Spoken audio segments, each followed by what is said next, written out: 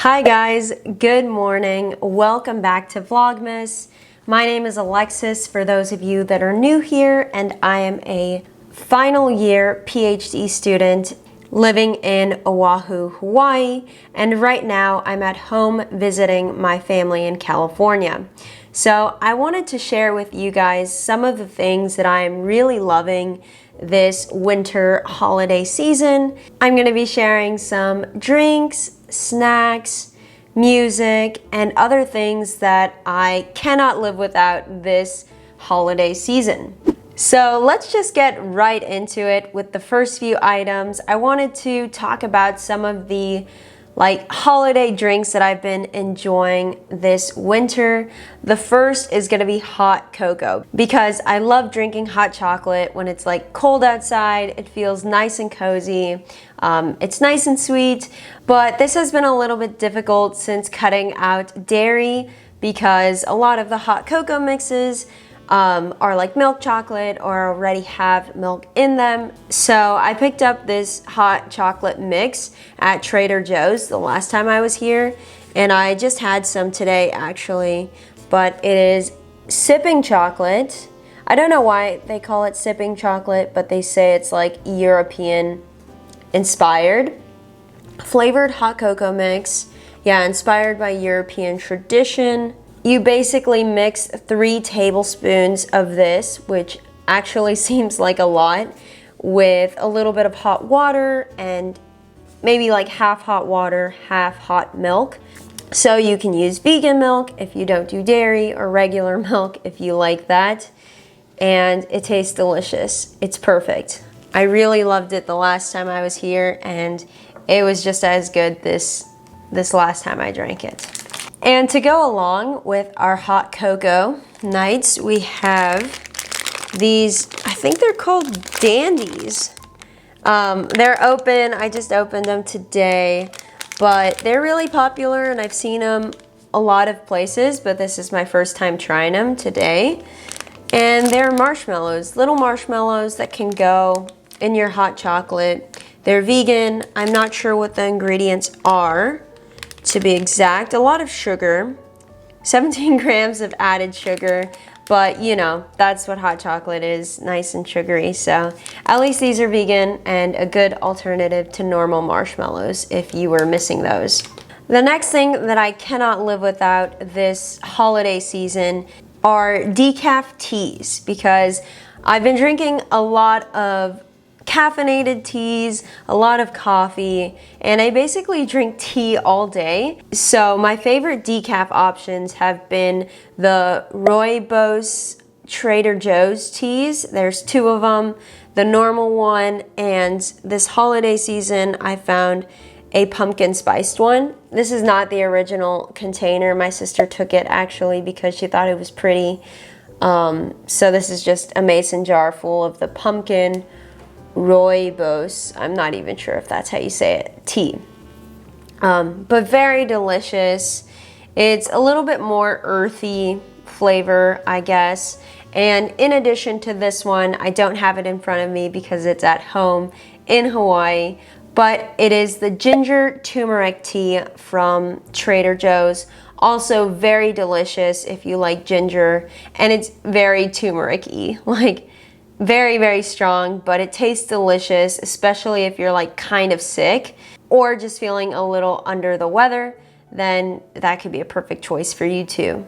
The last drink that I wanted to share with you guys that I think I also shared in the fall version of this video, but matcha lattes. We've been loving our matcha lattes this fall and winter, and we drink the cold ones that come pre-packaged from Pop and Bottle. I'll put all of the links below to the products that I'm talking about in case you want to check them out or purchase them for yourself or as a gift for someone that you're still shopping for this Christmas. But we really love Pop and Bottle because it's pre-packaged, it doesn't have bad ingredients, it doesn't have a lot of sugar. So that's been great, especially for Michi, who just takes them to work when she doesn't have time to make herself a different matcha latte. An alternative to this one is the hot matcha latte using the Japanese powder mix that we found at Costco. Giant pack for like super cheap, big bag of it, and it's very delicious. Same, we're also mixing these with like oat milk, soy milk, or almond milk, and it just tastes delicious. But it's nice to have the options and to be able to choose from a hot matcha latte or a cold matcha latte, one that I can make at home or one that I can easily take with me that's a little bit more convenient. Okay, the next category are snacks. Snacks that I've been loving. The first one that I wanted to share with you guys are these nutty and fruity. They're actually tamarind bites. I think that's how you say it, tamarind maybe. Yeah, they're like chili, but a little bit sweet, super delicious. They look like this. I actually found these at Costco. I found out that they sold them there. That's where I first discovered it. And me, I grew up with like Mexican candy, buying it all the time at like the little stores or getting it from the ice cream man. But basically, I love Mexican candy. I love the like chili, sugar, tamarind candy. So I had to pick these up when I saw them because this is like a healthy version of Mexican candy that oftentimes has like kind of weird ingredients that maybe you shouldn't be eating all of the time. These ingredients are much better, much cleaner, and yeah, it tastes just as good, honestly. So if you like Mexican candy, or if you're curious what this Mexican candy tastes like, you can find these on Amazon too. Like I said, the links will be below. But delicious. This bag is almost gone. I basically eat like 6 of these little round candies a day. That's how many I was eating at one point before leaving Hawaii. But I decided to save a few for my sister, Lydia, because I know she really likes them too. So I tried to control myself. I packed them, and some of them made it for her. Yeah, so I'll be nice and share these. Another snack that I think you guys might really love are these very simple, easy to make vegan chocolate chip cookies. My sister discovered this vegan recipe for these cookies a long time ago, actually, maybe like 4.5 years ago.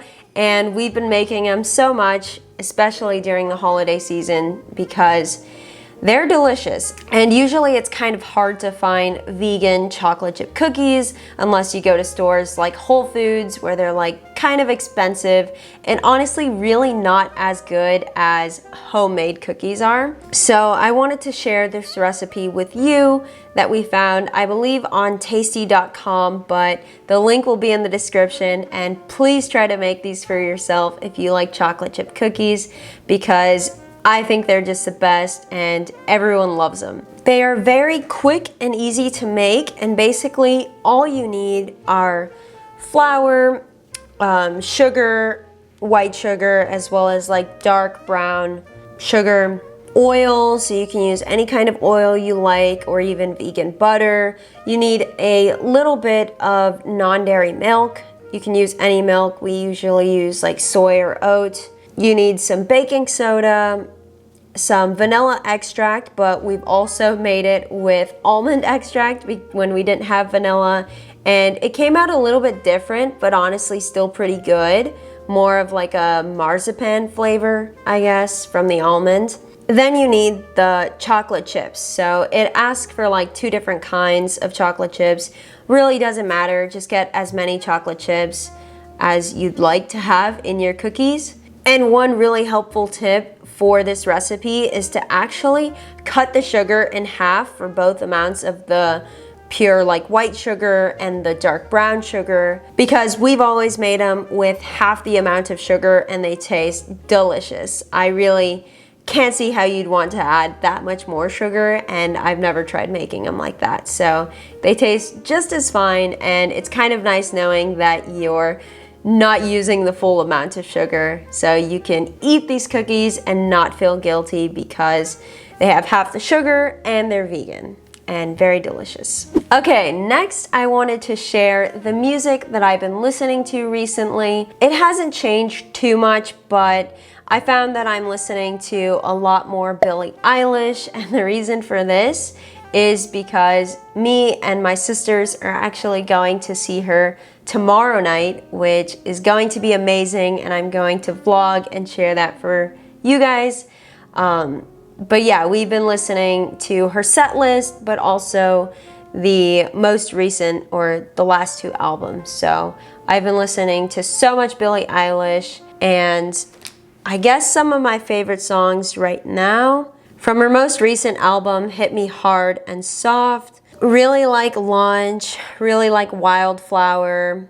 I really like the Love of My Life. I don't know how to say the name of that one. Bittersweet and Blue. Yeah, I just named like most of the songs off of the album, but it's a great album. And I've also been listening to Guess by Billie Eilish and Charlie XCX a ton. It's a good one if you haven't listened to that yet. And of course, I've been listening to a lot of Chapel Roan, and I wanted to share my Spotify Wrapped with you guys just to give you an idea of what my year for music looked like.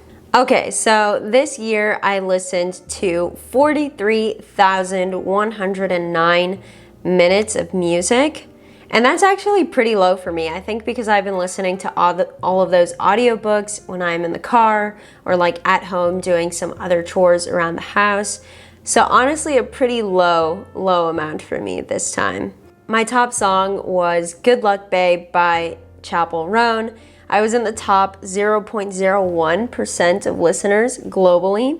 And my top songs other than that, so other than Good Luck Babe, was Red Wine Supernova by Chapel, Pink Pony Club by Chapel, Fortnite by Taylor Swift and Post Malone, which makes sense. It's the first song on the Tortured Poets Department album, so I'm sure that one got played more than any other song in that album. And Naked in Manhattan, also Chapel. So Chapel is 4 out of my 5 songs. The other is Taylor Swift. Taylor Swift was still my top artist, and I'm in the top 2% of fans. She's been my top artist for like the past few years, so no surprise here. We also saw her in concert this year in Dublin, so yeah, makes sense that she's up there. And my top artist, number 1, Taylor Swift, number 2, Chapel Roan, 3, Muna, 4, Chelsea Cutler, 5, Glass Animals. So I think all of this makes sense. Love Taylor Swift, saw her in concert. Chapel Roan, I like just discovered this year through my sister. Amazing music. Muna and Chelsea Cutler are also LGBT artists, so I listen to them a lot. Really love Muna and their band. Chelsea Cutler is more like singer-songwriter, and we also saw her in concert in Honolulu earlier this year, so that was amazing, and I'm sure that's why she's on our list. And Glass Animals, they're an English indie rock band. I would say they're kind of like, yeah, indie rock, alternative, kind of funky, but I saw them in concert with my mom and sisters in September when I came back to LA. We saw them at the Kia Forum. So yeah, naturally I was listening to a lot of their music this year too. But yeah, I'll share a picture of my Spotify Wrapped so you can see it again. But that's basically the music that I've been listening to for the rest of the year, not only this month. And another playlist that I've been listening to a lot of this month is my own playlist that I made with my sisters. It's called Coachella Girls Trip because we all decided that we want to go to Coachella next year. So we're kind of just preparing. It's not until April 2025, but we want to listen to all of the artists, figure out which ones we want to see the most and who we're like most excited for. Some of the people that I'm most excited for are Lady Gaga, of course. I've been listening to her since I was little. I haven't listened to the Blackpink girls that are going to be there, like Lisa and Jennie, but my sister really likes their music, so I've been trying to listen to some of that. I'm really excited for like some of the EDM, like Mau P, Artemis, Above and Beyond, Infected Mushroom, Coco and Breezy. I'm excited for Charlie XCX, even though I don't listen to her music that much. I'm excited for Green Day, kind of a throwback. Claro is some of the indie on there. Still Woozy, that's gonna be good. I really love Still Woozy. Disco Line, some more EDM. T-Pain, that's also a huge throwback. Missy Elliott, and yeah, Post Malone I guess will be cool. Maybe he can bring Taylor Swift up. I don't know if he'd do that, but would be awesome. And yeah, there's a lot of other artists on the list that I don't really know as well, so I want to start listening to them to feel prepared for this huge music festival. Next, I wanted to share some fun Christmas activities that we did this holiday season.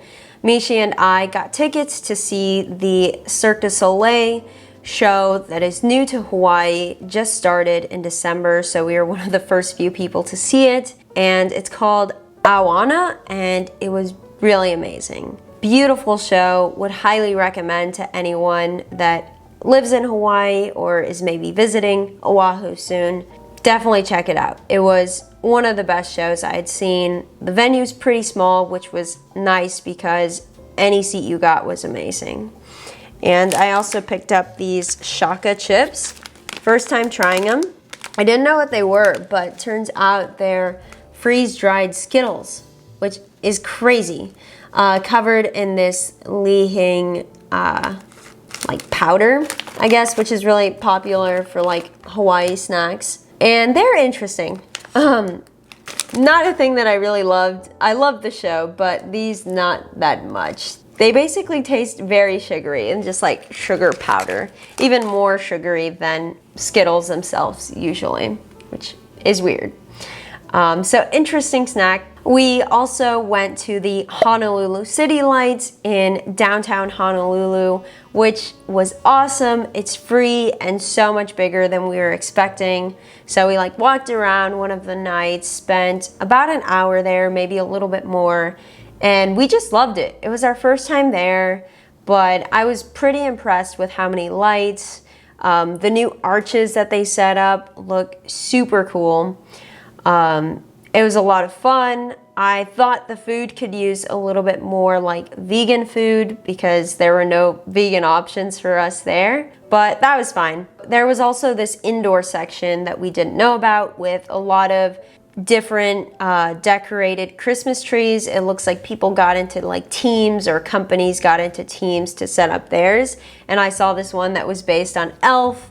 So it had like Buddy the Elf and like some little quotes from the movies and all of the snowflakes that he cut out. That was really cool. I also saw like a sandcastle Christmas tree. So some really cool stuff at the lights. It was a perfect like festive thing to do with Michi before separating for holiday break. Yeah, I could see how it'd be like really fun for families too. A lot of people went in Christmas pajamas. We did not, but it looked pretty cool. Okay, and one of the books that I've been really loving this December is The 12-Week Year. I actually listened to the audiobook a little while earlier in the year, but I've been thinking a lot about it now just because it's the end of the year and I'm already thinking about goals and things that I would like to accomplish for the next year in 2025.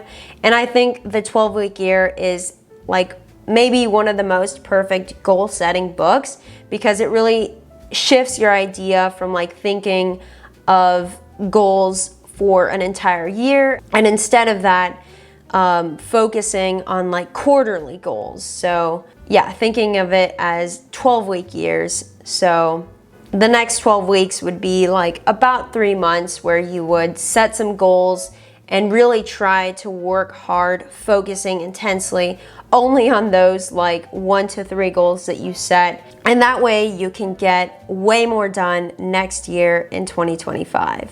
So that's just a book that I've been thinking about a lot as I'm thinking about planning my next goals for the next 12 weeks. What I want to focus on, I really don't know too well right now. What's going to take priority? Probably some PhD work, but I have that in the back of my mind, and I'm just keeping into consideration as I move forward with like my planning for the next year and beyond. Okay, going on that theme, the next item that I'm really loving is this notebook. It's kind of like just a sketchbook, plain with a lot of pages, where I can kind of just, I don't know, write and journal. I typically have one every year that is just my journal for that year, and I write so many things in it. It could just be like brain dumps, goal setting, if I have something that's bothering me and I like want to think on paper, or just write because I'm frustrated, or write because I'm happy, or yeah, usually it's like when I'm overwhelmed. I feel like that's when I go and turn to the journal the most. But also I wrote a lot in my journal when we were on vacation during the summer, just like relaxing. So kind of just writing about my travels, the things that I was grateful for, the places that I was seeing, the places that I loved, how I felt about getting married this year, how I felt about turning 27. So a lot of like reflection around my birthday, actually. And then I always write in it a ton during the end of the year, because I just like to reflect on everything that happened this year, the highs and the lows, lessons I've learned. So all of that stuff goes in this journal right here. And I'll have to get a new one for this next year. That's an essential for me during the end of the year and also in the beginning of the year. And in addition to that is this Pelican nice fountain pen that Michi got me. So now I only write in my journal with this fountain pen or fountain pens like this. You can order this on Amazon too. They have a few options. They take this kind of ink, and the ink's really like cheap and easy to buy on Amazon too. But yeah, having a nice fancy fountain pen really like changes the vibe of your like journaling and everything. So much nicer. Awesome. It's my second fountain pen. The first one was more like of a training one, but yeah, I really love it. And the color's pretty. Okay, the next winter essential is some kind of like hand cream or lotion for the dry, cold weather. I often struggle with this, especially coming from like tropical Hawaii that's nice and warm and humid, and then going to California, which is cold and dry, or Germany, which is even colder and probably even drier. So I always struggle with like dry skin and stuff, and it's super painful, honestly. So right now I'm using CeraVe because that's what my sisters have here, and it's also what I use back at home. But it's this moisturizing cream, a nice big tub of it. Yeah, it's excellent for like dry skin and stuff and preventing. And the second lotion that I thought of that I use every time when we go back to Germany is like this tub of Nivea cream. I think that's how you say it, like Nivea, something like that. But that one I feel like is even more heavy duty compared to this brand, and really good for like dry hands and dry skin in the cold. But that is basically all of the things that I am loving and using this winter. Please give this video a like if you got any value out of it, and subscribe for more videos about PhD life in Hawaii. Thank you guys so much, and happy holidays.